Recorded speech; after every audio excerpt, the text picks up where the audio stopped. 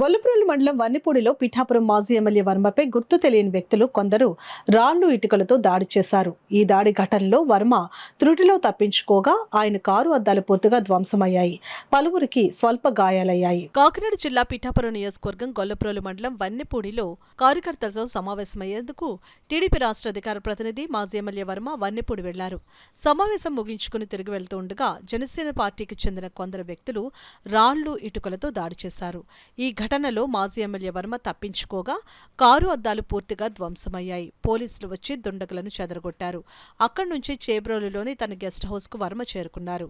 ఉద్దేశపూర్వకంగానే Janasena party కార్యకర్తలు తనపై దాడి చేశారని మాజీ ఎమ్మెల్యే వర్మ ఆరోపించారు. పోలీసులు తక్షణమే వారిని అరెస్టు చేయాలని డిమాండ్ చేశారు.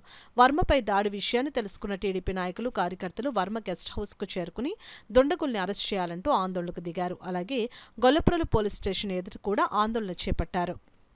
ఉదయ శ్రీనివాస్ పని ఏంటంటే ఈ 8 నెలల నుంచి కూడా వీళ్ళని తెలుగుదేశం పార్టీ మీద పెట్టి రెచ్చగొట్టి గొడవలు పెట్టి వీళ్ళందరినీ తెలుగుదేశం పార్టీ వాళ్ళ ఇంటికి పంపించి ఫోటోలు తీయించి వీక్ చేయడమే పని, వేరే పని లేదు. అయినా అదే ఎంపీకి పవన్ కళ్యాణ్ గారితో సమానంగా ఓట్లు వేయించిన క్యారెక్టర్లో మాది ఎక్కడ తప్పు చేయదు. ఏది ఏమైనా తెలుగుదేశం పార్టీలోంచి వెళ్ళిన కొత్త జనసేన లిస్టాలకి తెలుసు.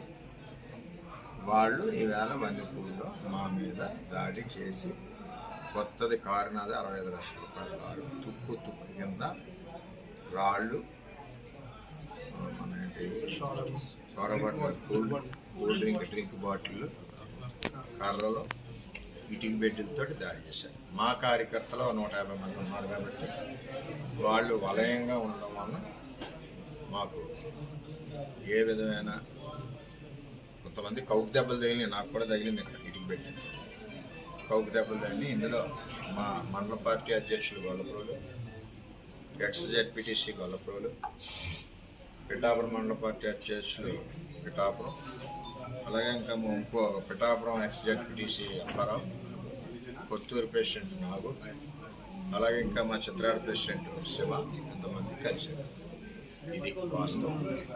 దీని మీద మా నాయకులు కూడా కంప్లైంట్ ఇవ్వద్దని ఆ గ్రామంలో నాతో చెప్పారు. నేను కూడా కంప్లైంట్ ఇవ్వలేదు. కంప్లైంట్ ఇచ్చి సమస్య లేదు. మేము ఇక్కడే పుట్టాం, ఇక్కడే పెరిగాం. మాకు సంప్రదాయబద్ధంగా వెళ్ళడం తెలుసు.